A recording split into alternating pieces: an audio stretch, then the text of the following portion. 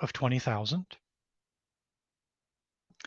And we target about 25 minutes of content. We want to make these um, relatively easy and timely for respondents to complete. So what we do is we have 45 subject matter questions that we accept each quarter, and we have 25 standard demographic questions. So there's a whole slew there. We target out of that 20,000 sample a 50% response rate. And to date, we've been right around that. We've exceeded it occasionally, and we've usually met it. 4 months for collection from start to finish. We have a 6-week collection period. We have 6 weeks of processing the data, ensuring everything's right, data confrontation, et cetera, against other sources. And then we release the master file. We release, a short article in the daily, high level, but we release the data in the master file into the RDCs, so that the deeper dive, the deeper analysis can be made available to researchers.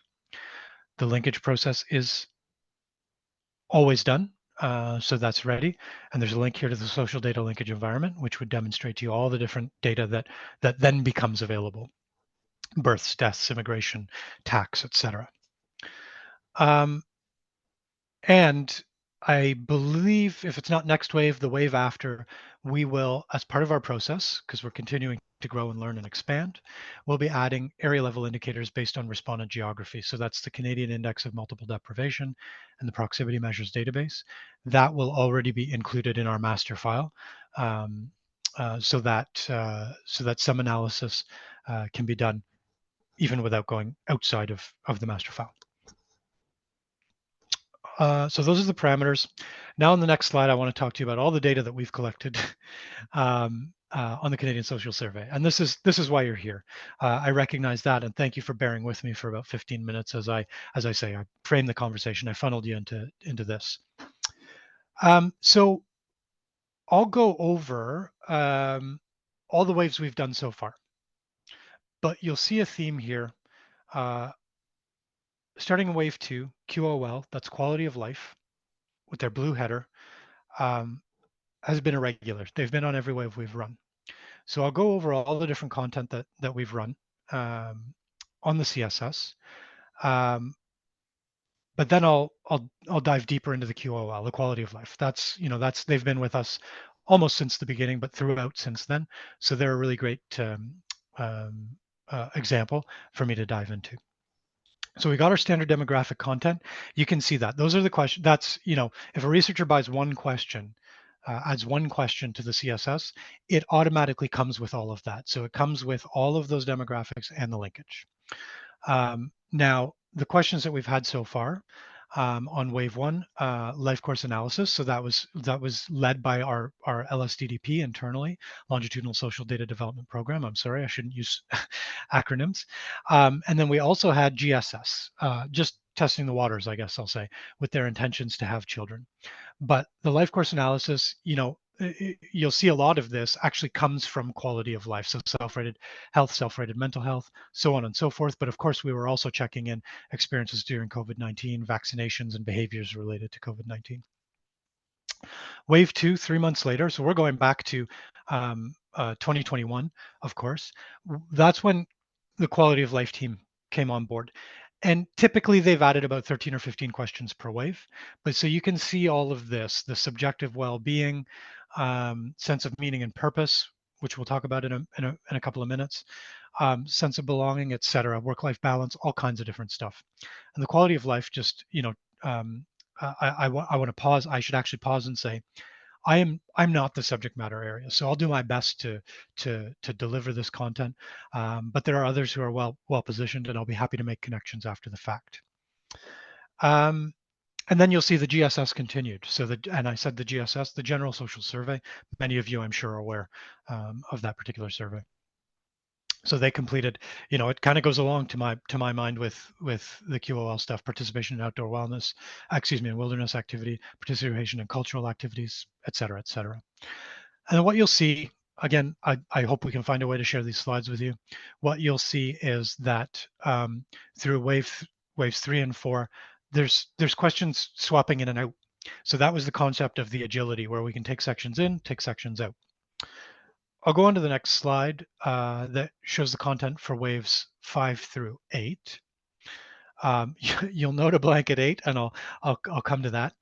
But again, you'll see those same standard demographic questions across the top. You'll see quality of life as a continuing partner. The GSS is there. And then in addition to the GSS, on wave 5, we had education within StatCan, funding some questions, and then our demography division, funding questions on language most often spoken at home. Wave 6, similar mix, except for the education piece. Wave 7, we took the opportunity to add some content from an internal group, the Center for Social Data Insights and Innovation. They added some trust in people, trust in groups, confidence in institutions, rising prices, which was an important one. If you'll recall, just less than a year ago, with heavy inflation numbers, this was part of responding to that emerging data need. Language continued. Wave 8, unfortunately, we didn't have a full bus, to put it, a full bus. The omnibus was not fully subscribed, so we didn't go out. Wave 9, as I go on to the next slide, highlights again that the quality of life are continuing. Now, Center for Income Statistics, Center for Income and Wellbeing Statistics is our internal client. However, it's Natural Resources Canada that has added a whole section on energy usage. So that'll be interesting to see. And I'll pause there and just mention that for the first time, this is person level data, but for the first time, we're working with our methodologists at the request of Natural Resources Canada to not only will we release on our usual schedule the person level data, but then we're also working on adding weights for the household level, and we'll release a second data file at the household level. So that's the first time we're doing that. It's an interesting experiment, but again, that's what we're about, is sort of learning and growing and expanding and experimenting. Center for Social Data Integration and, Center for Social Data Innovation and Insights and Innovation. Wow, too many acronyms for myself even. Have added some content over 3 waves, 9, 10, and 11, for on behalf of, Canada Mortgage Housing Corporation. And in wave 10, you'll see one of our health divisions has added some content, key indicators around chronic conditions, primary health, in-person healthcare, virtual healthcare, and electronic health information. And we are in the midst, going along to wave 12, of preparing our content there for collection in January. So quality of life, health, housing, and nonprofit board membership. So, I didn't go into a lot of detail there, but I think after the fact, this will be a sort of a useful tool for researchers like you who are on this call trying to figure out what data is out there, to see, where the CSS and the data that we've collected or are planning to collect in the near future could answer some of your research questions and your data needs. Now, I mentioned, through 12 waves, 11 of 12 waves, the quality of life team at Statistics Canada has been a key partner for us.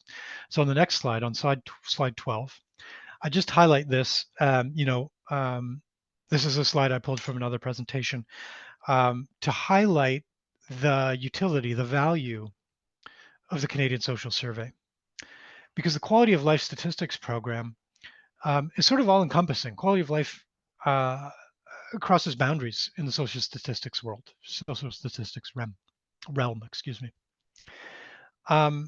So the Quality of Life Statistics program, we're working with all kinds of different partners within StatCan to collect their key indicators.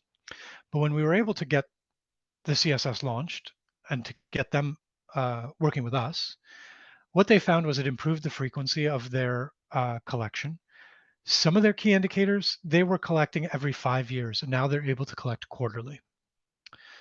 It shortened the timeline because one of our goals within the integrated social data program is to respond as rapidly as possible. So we reduced the time for them to access the data from when we complete collection to weeks rather than months or years. And that is thanks to the processes we created around the Canadian Social Survey. Point in time, they were able to collect some of these just mid-cycles. So if they had another vehicle they were collecting on, let's say once a year, they could then add a collection to the CSS so that they could collect every 6 months instead. And it was filling data gaps. They had this guaranteed option. They were going with the CSS. They knew it was running quarterly, whereas elsewhere, they had to lobby for space on maybe a bigger survey. So that's an example of how the CSS can be used to the benefit of all Canadians in a specific program within Statistics Canada.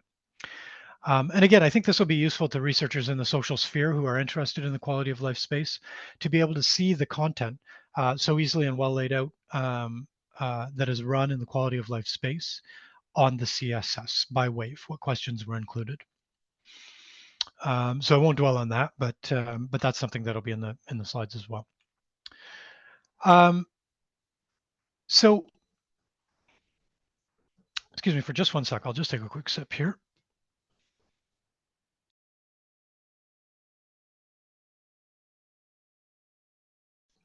Pardon me, thanks. Okay, so focusing in, continuing to focus in on data, the quality of life statistics team has filled a lot of data gaps since 2020.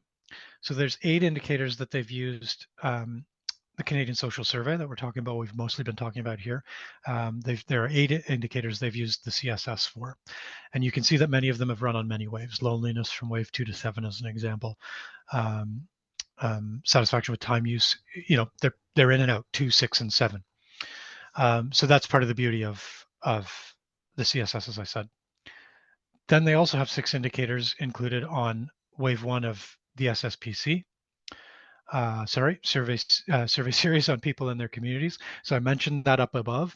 That's the panel that we've created, that we've built, and we're in progress with. I think we're, maybe if we're not in collection, going to collection soon on the 3rd wave. And that's the panel to remind you that specifically targeted racialized groups and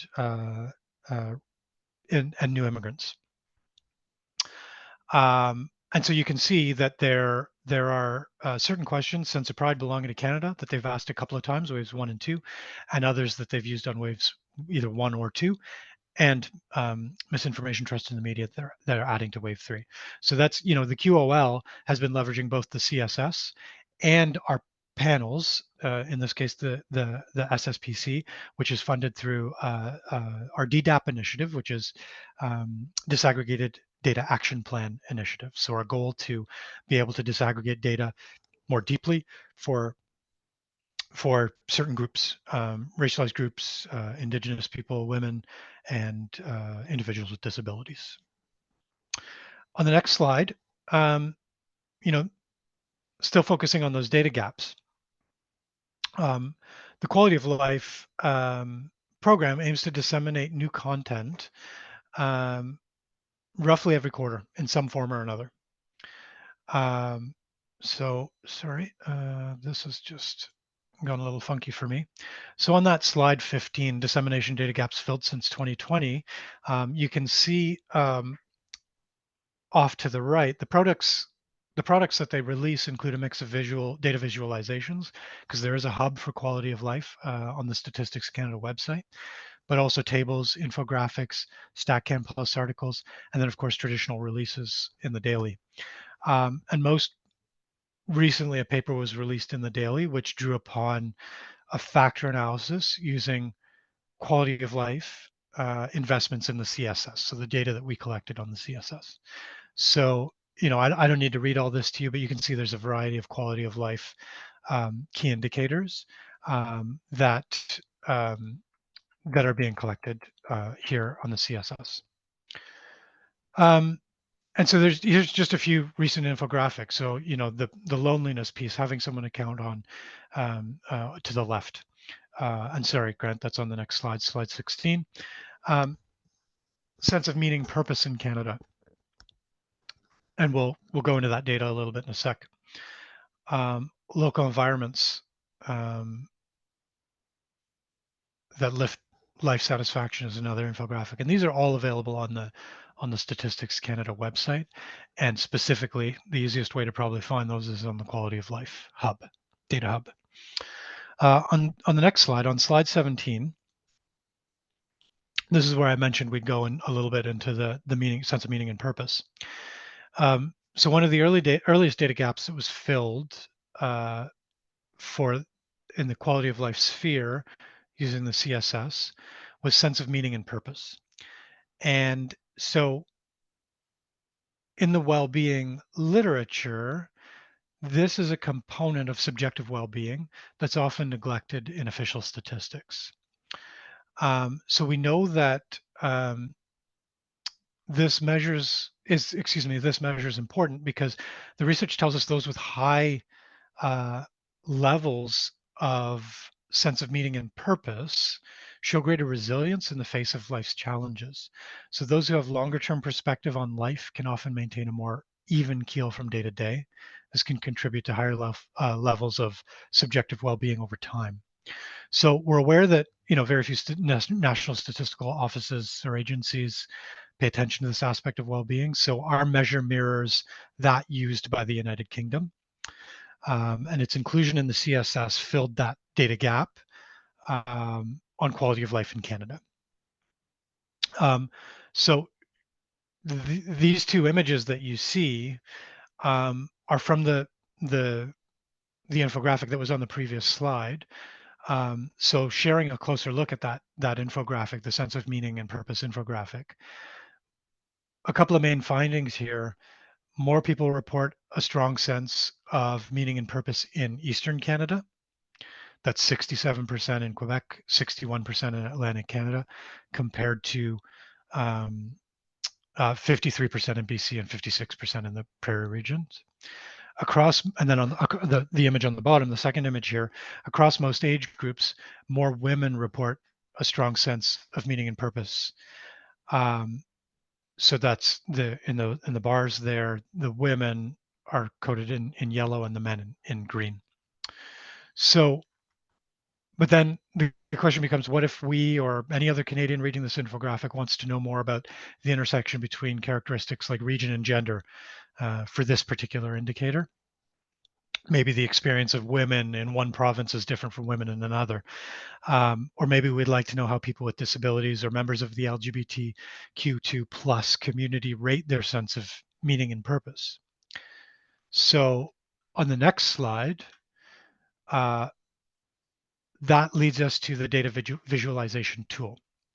So again, I'm focused on the quality of life data that was collected through the CSS. And this is, this is sort of, I'm here to talk about the CSS, but this is such a great example of what we can do with the CSS. So I should have stated that the quality of life has really leveraged the CSS, which is the tool we're talking about, and have collected so much data and done so much with it that I really, I feel lucky to be able to share this with you. So the quality of life team created a data visualization tool. And there's a link to it here on this slide. You'll be able to find it on the StatCan website. But it's an interactive data visualization tool for select quality of life indicators. It's designed to be easy to use and interpret, displaying data with graphs and maps, as you can see.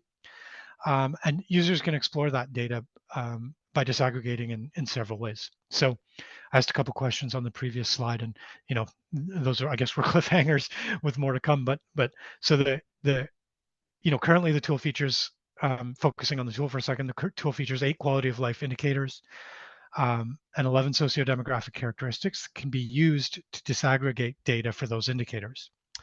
One of those characteristics is gender, and each other characteristic can be further disaggregated by gender. and data is available over 5 reference periods. So that's, fortunately, because the CSS runs on a quarterly cycle, we can keep feeding this dashboard, or visualization tool, excuse me, with quarterly data to continually update. So we can use this to answer our questions about sense of meaning and purpose.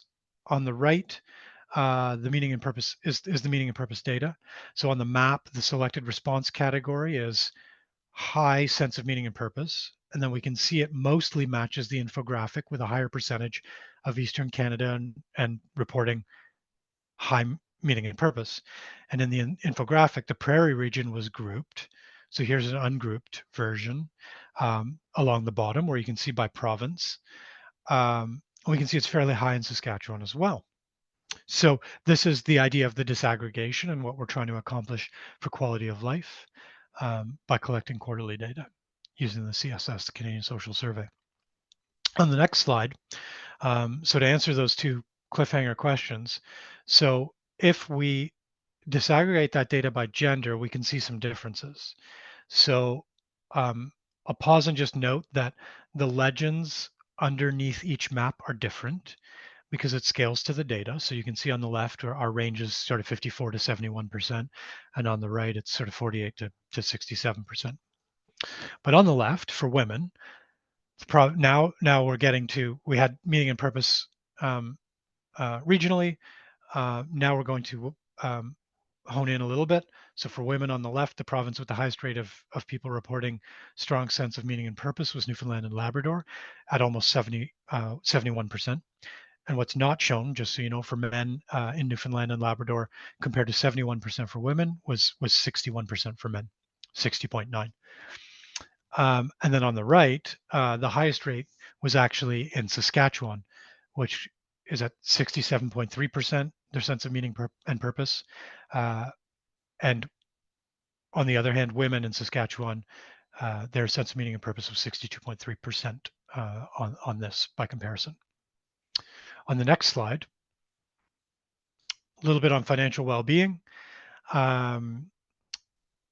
because this is a big piece of the quality of life sphere. So I won't read all of this to you here, but you can see that we've created charts on level of difficulty meeting financial needs over the course of 5 or 6 waves. So, Canadians felt the impact of rising prices, and the data from the CSS showed that share was increasing. And by the end of 2022, more than a third of the population living in a household experiencing is living in a household experiencing difficulty meeting their necessary expenses. Yeah, you can see this data, and I don't want to necessarily read the slides to you, but that's the idea here, is that we're collecting these key indicators over time. And this actually, I should say, is not pulled from the data visualization tool that's on the Quality of Life Hub, but rather from one of our daily articles, which was called "More Canadians Are Finding It Difficult to Meet Food, Shelter, and Other Necessary Expenses." On the next slide, from that same daily article, financial difficulties are not felt equally. So,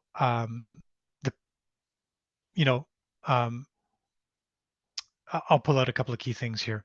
So a higher proportion of racialized populations said their household had difficulty meeting its financial needs. And the 3 largest there, Chinese, among the 3 largest racialized groups, I should say, Chinese were least likely to be facing that financial difficulty versus South Asian and Black Canadians at 44 and 46% respectively. Indigenous people here were more likely to experience financial difficulty compared with the non-Indigenous population, but I put a little asterisk there stating that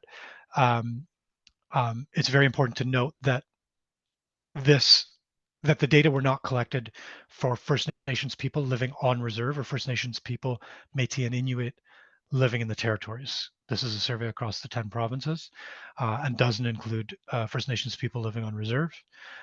Therefore, as a result, the differences between Indigenous people and non-Indigenous populations may not be fully captured.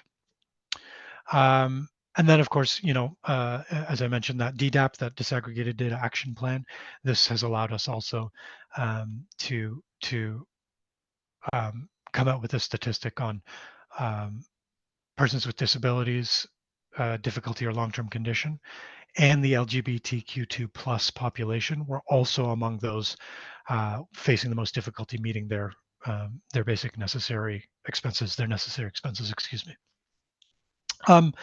And my last slide here, rising cost of housing and financial well-being, from the same daily article, if I'm not mistaken, the proportion of people reporting that they're very concerned about rising house prices by racialized groups. So this is the disaggregation that we're able to do, leveraging the CSS. So again, I won't read a lot of this to you, but non-racialized, non-Indigenous people compared to these groups reported the least concern over housing prices. And I would say we're fortunate and lucky to be able to leverage the CSS to support these data stories and our disaggregated data action plan, in this case, under the umbrella of quality of life. So on my absolute last slide is a little bit of contact information. So I mentioned I'm not the quality of life expert. That was probably apparent in my presentation, but I hope you still found that information useful. That said, I'm hopeful that I can also get you a set of these slides with my contact information there. I will always be happy to make a connection to a subject matter expert in quality of life or elsewhere. If you're interested in if you have questions about data that's been collected using the CSS, I'd be happy to receive that as well. And I don't know that she's here. I think she's probably not, but my colleague Melanie Kowalski, excuse me, is the chief who leads the integrated social data program. And our whole center has a client service team who help manage things, initial requests for data, RDC proposals that leverage data that's been collected through the Center for Social Data Integration and Development. So there's lots of contact information there, and I hope you'll feel free to reach out if you have questions about that data, the products we offer in terms of collection tools as well, or would like to find a way to access some of the data that we collect. Yeah, and I'll end there with a thank you for your time, and with an opening if anybody has any questions or comments they'd like to raise. Okay, so there was a few questions that popped up through the chat as we went through. This is meant to be open mic, so Sarah, Natalie, and other Natalie, you're welcome to unmute yourself and ask for Hill directly. And John also has his hand up, so Yeah, please. John's got his hand up, so why don't we do that? Sure. Oh, can you hear me okay? My microphone was a little wiggy. I have a question regarding the standard demographic content. Yeah. I kind of noticed that individual level income and family income level is not in the standard questions. Was that deliberate? Yeah, so that's something we can do through linkage. So we can leverage tax data, and it's part of our standard process to link. So that data is available, but we just don't have to ask it. So we can manage respondent burden, and not to go too far down this road, but depending on how you ask income, some respondents struggle with that. So that's the way that this particular survey answers that question. Fantastic, thank you. Yeah, no, pleasure. Great question. Sarah? Hi, thank you. Yeah, I just wanted to make sure I understood that. So the program with the CSS, it's not phasing out or supplanting the GSS. Is that correct? It's kind of supplementing the process, or I just want to make sure I understood. Okay. Yeah, that's right. I mean, our goal is, ultimately, to support them. So if the GSS runs, let's pretend just once a year, but there are some key indicators that they feel would be good to collect more frequently, we can support that. That's what we're here for. Now, and then I would also say, as an example, maybe there are some questions that don't need to be on the GSS that could be collected of the general population using the CSS. And to be clear, Sarah, to answer your question, that there aren't plans to phase out the CSS, excuse me, the GSS. These acronyms again. But the idea here is that we can be a support to that. Maybe we can replace pieces of it. Maybe we can add to pieces of it.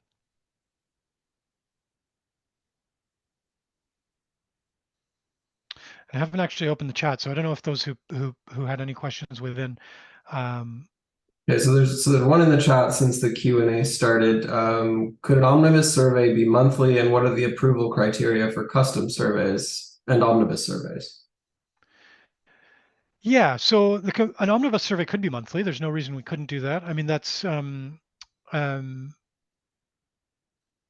matter of demand, supply and demand. So if we had people banging down our door saying, you know, yep, I want to run questions monthly, or I want to run questions every 2 months rather than 3 months, we can figure that out. That's the idea, supply and demand. So that's you know, I've kind of mentioned a couple of times that within the ISDP section, the Integrated Social Data Program section, you know, we're learning, we're evolving, we're adapting, we're experimenting. So that's the kind of thing that if somebody came and made the case and had that demand, we could figure out. Now, in terms of approval for custom surveys, that's a tough question to answer. You know, anybody can come to us and say, I'd like to run a survey and this is my data need. I would go back to that first busy slide that I showed you and say, you know, we'd ask some questions and figure out, does some data exist that we can already leverage? Is there another way we can answer the research question or the data need? If we do need a survey, do you need a custom survey? Could we tag it onto an omnibus? Could we tag it onto a panel where people have already opted in? And then we'd eventually get to, okay, well, if none of those can answer the question, let's figure out what would be involved in a custom survey. So I'm going to ask a question from earlier up in the chat. Yeah, shoot. Possible. So we understand that there's the possibility of paying for a question. Is there a possibility of paying for sample size to make sure that at the level of geography that we want to understand an idea at, there's sufficient sample to do so?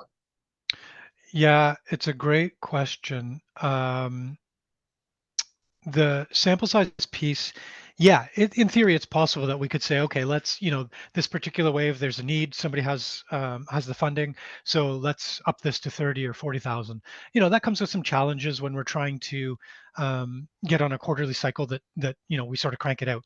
So what I would say is, the question I would ask is there a way that pooling multiple waves could answer that, could allow for better disaggregation down to various levels of geography?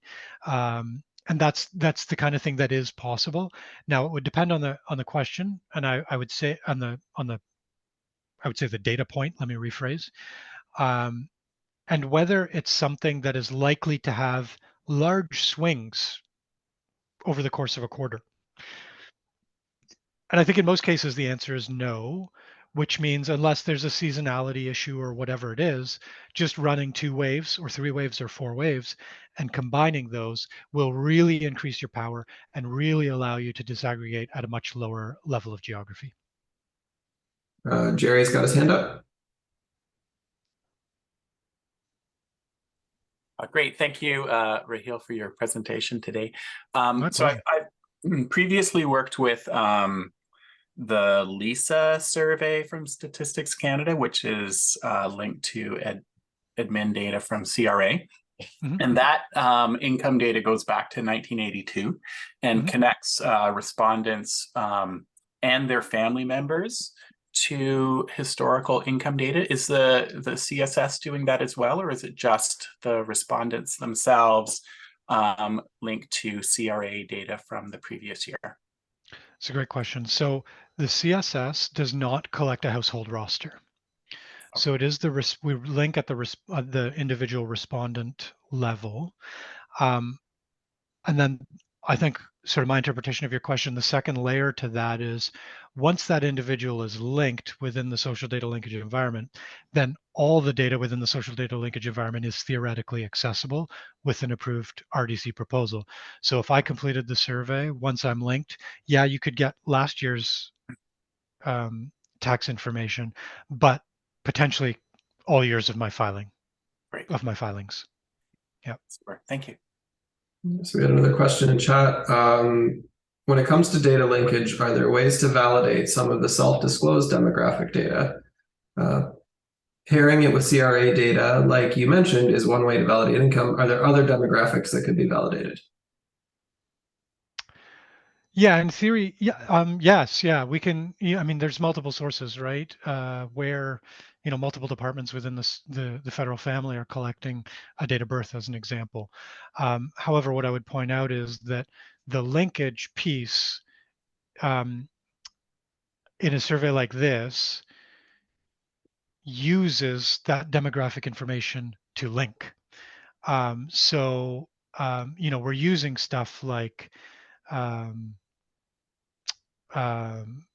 date of birth, province of residence, et cetera, et cetera. So depending on what you wanted to compare, education as an example could be a good example. So once we've linked and this person said they have a bachelor's degree, then maybe you can look at education records because that's not something that we use heavily in our linkage process. So theoretically, yeah, I don't see a reason it wouldn't be possible with an approved linkage and research proposal. Yeah, good question.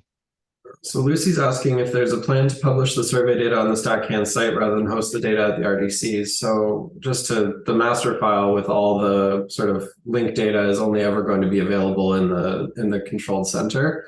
But is there a plan for public use releases of the CSS? That's not in the plan right now. We aren't in the space of creating public use microdata files for the CSS. Our focus is more getting the data collected and released as timely in as timely a fashion as possible, with the main routes for access, as you say, Grant, to just use the RDCs to allow access to the full set. And you've kind of presented the dashboards look really nice. I assume the plan is to continue to build those out, which will kind of serve as a little bit of a substitute for the public use files.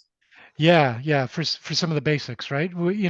Of course, if you're trying to do some kind of regression analysis, that visualization, as everybody here knows, isn't going to work for you. But for when you're at the surface, when you're just digging in, and even just trying to figure out, hey, wait a minute, is there data here that I could delve deeper into? It's a great, those dashboards are a great tool. There's a few of them on the website, and the quality of life visualization tool is one that's really well done. Yeah. Mm-hmm. John again? Sure. I'm curious, what do the respondents, what do they think they're consenting to when they're giving the information up? How do you mean? Well, are they consenting to linkages? I'm assuming that they're not consenting to be identified at the individual level, of course. Sure. But what's the consent process actually kind of look like in general terms? Yeah, sure. So there is a screen that they, as they're entering the survey, or if they're doing it by phone, I should have mentioned that, by the way. The CSS does start with online and then with non-response follow-up by CADI. That's how we get to our 50% response rate. But sorry, to your question, John, without that tangent, there's a screen as they're entering the survey, or they're read by the interviewers, that this data may be linked for research purposes. Now, in terms of accessing their individual data, for those who access it in the RDCs, they are deemed employees of Statistics Canada, so bound by the Statistics Act, and have, of course, all their outputs vetted. So that's the piece about protecting privacy, and that's why, as Grant recognizes, the full data set will never be outside. Well, I shouldn't say never, but the full data sets don't exist outside of the RDCs, because then we can manage that linkage and manage the privacy and confidentiality piece that you reference. Mm-hmm. Thanks very much. Of course. Okay, we've got a few minutes left. Does anyone have anything they didn't get to ask Rahil that they really wanted to, aside from me? Huh. There's Jerry again. Great. I did have so just a small follow-up question, Rahil, if that's okay. Yeah, sure. Please. So you have the, I guess, the typical Statistics Canada racial and cultural background question that gets asked in the CSS. Mm-hmm. And you can link to income. You presumably have educational attainment as well. And then sex and gender. So can you tell us a little more about those two variables and kind of the level of detail to which a researcher can go in regards to gender, transgender sorts of issues in regards to inequalities in health and otherwise? Yeah, so typically, just, I language is important, so just bear with me. But what I would say is the quote unquote third category, I'll call it non-binary category. We don't typically have enough people who respond in that category to disaggregate to that level. Now, pooling could eventually solve some of that if you ask a question over multiple waves or a set of questions over multiple waves and pool all that data. That could potentially eventually help or allow for some disaggregation of that quote unquote third category. But as of right now, for the most part, when we are releasing data from the CSS, which as you can see has a decent sample size, but not massive, we're not typically doing anything other than male female in our releases and in our analysis. That's great. Thank you very much. Just a follow on from that, for the ones who do specify a different sex at birth from gender, are they being categorized into men plus and women plus in the same way that the census is doing it, or is there a different? You know what? I've focused on this and I've learned this, but it's escaping me right now. Okay. I can't remember. I think we probably, it sounds likely, but I could happily look into it. It sounds likely that we would follow the same process as the census. Wonderful. Well, thank you very much, Rahil. We're at 2:00. This has been awesome and great to have you here to teach us about the CSS. Of course, available in the RDCs. And it actually is one of the ones that does, as Rahil was speaking to, make it out fairly quickly from collection to dissemination. So really useful in that regard. We've got a few applauses in the chat, a few thank yous from our audience too. And for those of you who have been here, I did forget to start the recording right at the start. You'll have noticed that I did kind of get it by the time we started talking about the data. But we will have the slides that we can share via our website, and the video will be on our YouTube channel. And just in response to Lori, the census people will be here. They'll be able to answer questions about race and ethnicity too if you come back to the census session. I think it's in October, but you can check our events page on our website to confirm. So thank you everyone very much for attending, and I hope you have a lovely day and lovely weekend. Thanks, everybody. Pleasure to be here. Have a good one.